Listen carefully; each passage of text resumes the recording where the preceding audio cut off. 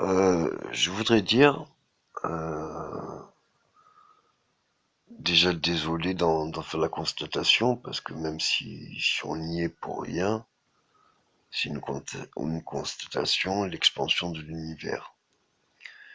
La question qui vient, c'est s'il s'expand, combien de temps il reste de survie de l'espèce, parce que sinon, si on se prouve que la Terre va devenir glace, du coup, même si elle se réchauffe, elle peut ou imploser, ou enfin bref, on en est peut-être à la fin sur Terre. Donc autant peut-être construire des vaisseaux maintenant qu'on en a la technologie et rejoindre certaines galaxies en sachant très bien que c'est comme si on en allait nager à contre-courant, c'est-à-dire que l'expansion sera toujours plus forte que ce que l'on peut déployer comme force pour la rejoindre. C'est comme vouloir monter à cheval d'un cheval qui court déjà. On sera jamais. Et puis nous, on n'est pas assez gros pour avoir de l'attraction, puisque la matière noire, c'est sur la masse, c'est sur le rien que ça a la force. Et qu'on peut comprendre que si on s'expand, c'est pour deux raisons. C'est ou pour sauver l'espèce, ou alors si tout va vers le néant, est-ce que ça va vers le néant ou est-ce que c'est du néant qui se crée le tout? Parce que est-ce que ça, quand ça finit d'un tour, est-ce que ça va à nulle part? Ou alors, est-ce que ça réjouit quelque part? Donc, il y a peut-être urgence et c'est peut-être pour ça qu'on a fait toutes ces découvertes.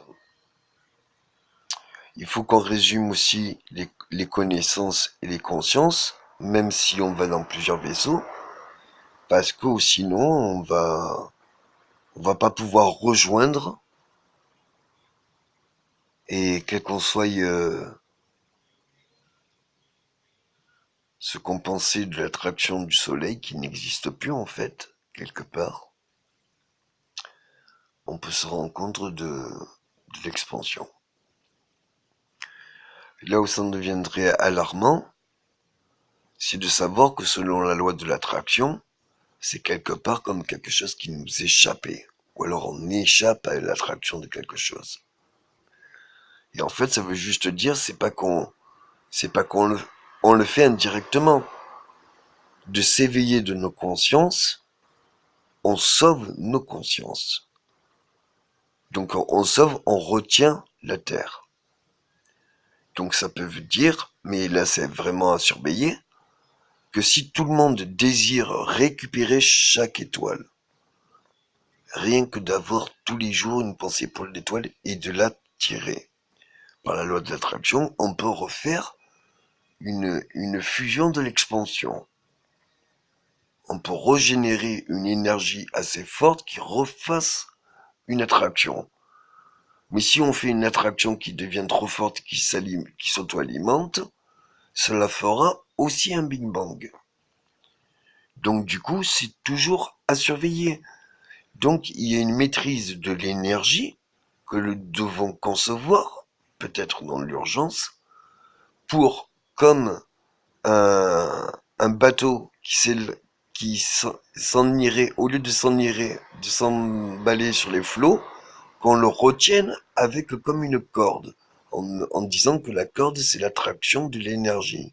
Puisque plus on crée de l'énergie, plus on crée de la matière, et plus on crée de la matière et de l'énergie comme un soleil, et plus on donnerait de la force au soleil, et peut-être plus cela reattirerait les planètes. Et si on y pense tous, un soir, d'attirer tous, tout l'univers vers soi, on pourrait peut-être changer les choses.